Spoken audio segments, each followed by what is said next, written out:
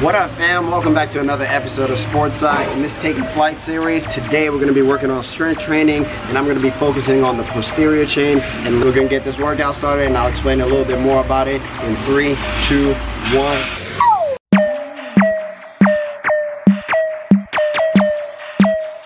Are in my favorite place, back at the gym. This episode, the posterior chain, is 3 important muscle groups. Everything to the rear, the derriere, my hamstrings, my calves, and of course my glute. I'm actually not going to be doing any squats at all today. First exercise is Romanian deadlift. I'm doing my hamstrings for several reasons. We need strength and explosiveness in order to achieve our goal. Hamstrings is one of my weaker points, and so that's why I really want to show you guys in ways that you can benefit from it, because you know, if I can help you not have to struggle the same way that I did in high school and college with my hamstring issues, you know, then you'll be that much better off. So Romanian deadlifts is always one of my favorite ones, just because unlike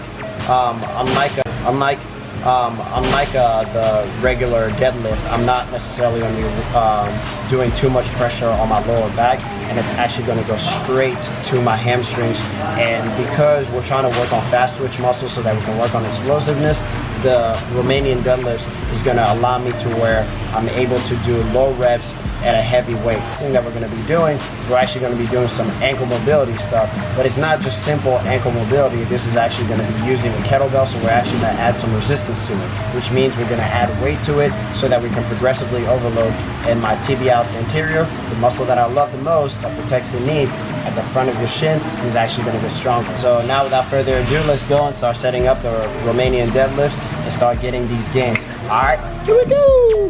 So you may be wondering, if you've been watching the series for a while, as to why I keep changing some of the exercises. The reason why I'm changing the exercises is really just to show you guys that there's many ways to skin a cat. I've always been a firm believer of that, actually providing you with different exercises that you might be able to develop those same muscle groups that will be needed in order to achieve our goal, which is to increase our vertical jump by the end of the summer.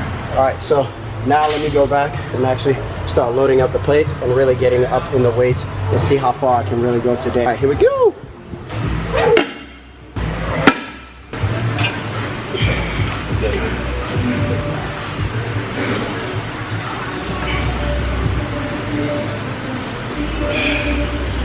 It's not safe there.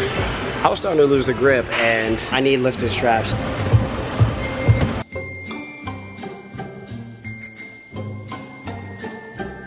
So that padded area, you usually want it at the top of your wrist. Once you make it go through the loop, the loose end of this, you wrap this around the bar, and then right before the end, you put your hand over it, and that's what you hold on to. The strap is actually going to keep holding it, so it's got enough wrap around it before the weight leaves you. The lifting straps will help you keep holding on to the bar so that you can actually get the reps in while focusing on actually just maintaining the form.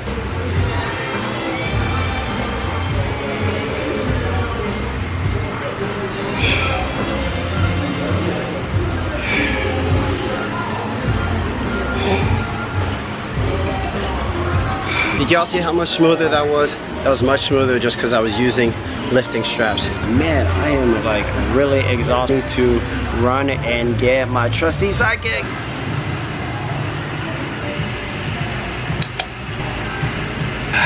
Now I think I'm ready to go. Teach y'all a little bit more about ankle mobility and ways that you can make your knee that much stronger and protect it also at the same time. All right, here we go.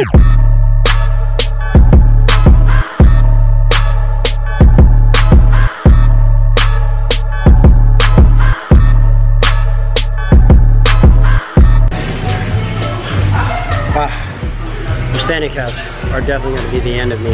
Actually, now that I see this right here, reminds me, I was feeling a little bit of pain with my knee. A lot of times tends to be because I'm having overactive quads. I'm going to show you all how to set it up. All right, find a rig, right? Like this right here.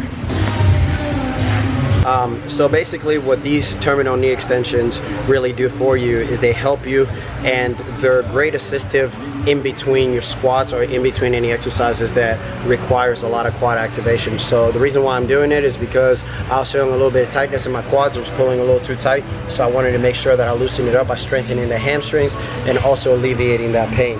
So now I'm going to go to the kettlebell tibialis ankle lifts. Too heavy. 15, just right.